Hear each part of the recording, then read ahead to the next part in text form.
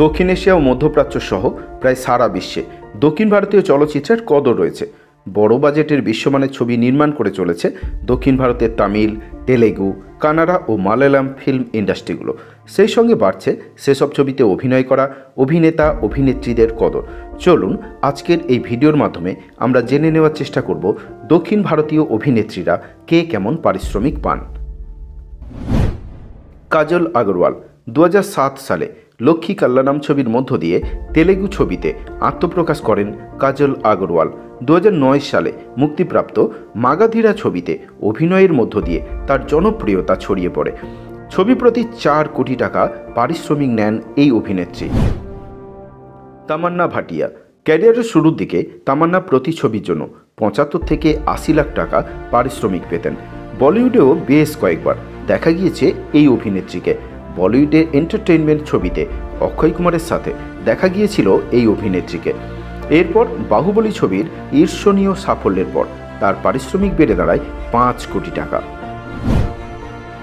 রাশ্মিকা মান্দানা সম্প্রতি বক্স অফিসে blockbuster film পুষ্পার Srivalli Rashmika Mandanna আজকাল দারুণ চর্চায় রয়েছেন।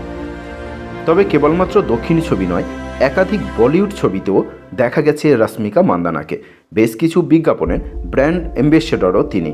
এই মুহূর্তে একটি ছবিতে অভিনয় করার জন্য 6 কোটি টাকা পারিশ্রমিক নিয়ে থাকেন তিনি। অনুষ্কা শেট্টি বাহুবলী খ্যাত তারকা অনুষ্কা শেট্টি চলচ্চিত্রে পা রাখেন 2005 সালে। চলচ্চিত্র ক্যারিয়ারে রুদ্রমা দেবী, বাহুবলী, বিক্রমার্কুডু, ভেদাম, অরুন্ধতী সহ অসংখ্য ব্যবসা সফল ছবি উপহার দিয়ে নিজেকে অন্য উচ্চতায় নিয়ে গেছেন অনুষ্কা। তাই প্রতি ছবিতে তাকে 5 কোটি টাকা করে দিতে হয়। পূজা হেগড়ে একজন ভারতীয় মডেল এবং চলচ্চিত্র অভিনেত্রী।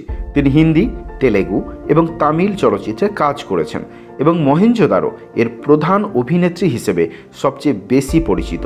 তিনি মিস ইউনিভার্স ইন্ডিয়া 2010 প্রতিযোগিতায় দ্বিতীয় রানার আপ হিসেবে মুকুট পেয়েছিলেন। এই অভিনেত্রী দক্ষিণী ছবিতে কাজ করার জন্য 7 কোটি টাকা করে পারিশ্রমিক নিয়ে থাকেন। সামান্থা রুথ প্রভু ছবিতে ভাষা ও সহশিল্পী যাই হোক না কেন, ছবি প্রতি সামান্থাকে 2 কোটি টাকা করে দিতে হয়। 2017 সালে মুক্তিপ্রাপ্ত মার্শাল ছবির বাণিজ্যিক সফলতার পর সামান্থার পারিশ্রমিকও বেড়ে যায়। এই অভিনেত্রী একটি ছবির জন্য 10 কোটি টাকা করে পারিশ্রমিক নিয়ে থাকেন।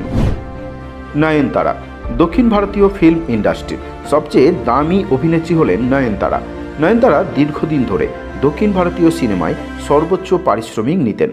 তবে বেশিরভাগ ছবির জন্য নয়নতারা নিতেন 5 থেকে 6 কোটি টাকা। তিনি ফিল্ম প্রতি 10 কোটি টাকাও পেয়েছিলেন। বর্তমানে তিনি 11 কোটি টাকা পারিশ্রমিক নিয়ে থাকেন। তো বন্ধুরা, এই ভিডিওতে যে 7 জন দক্ষিণী হিরোইন এর কথা আলোচনা করা হলো, এদের মধ্যে কাকে আপনি পছন্দ করেন বা কার অভিনয় আপনার সবচেয়ে বেশি ভালো লাগে তা কমেন্ট করে জানাতে ভুলবেন না। ভিডিওটি ভালো লাগলে একটা লাইক দেবেন আর শেয়ার করে সবাইকে দেখার সুযোগ করে দেবেন।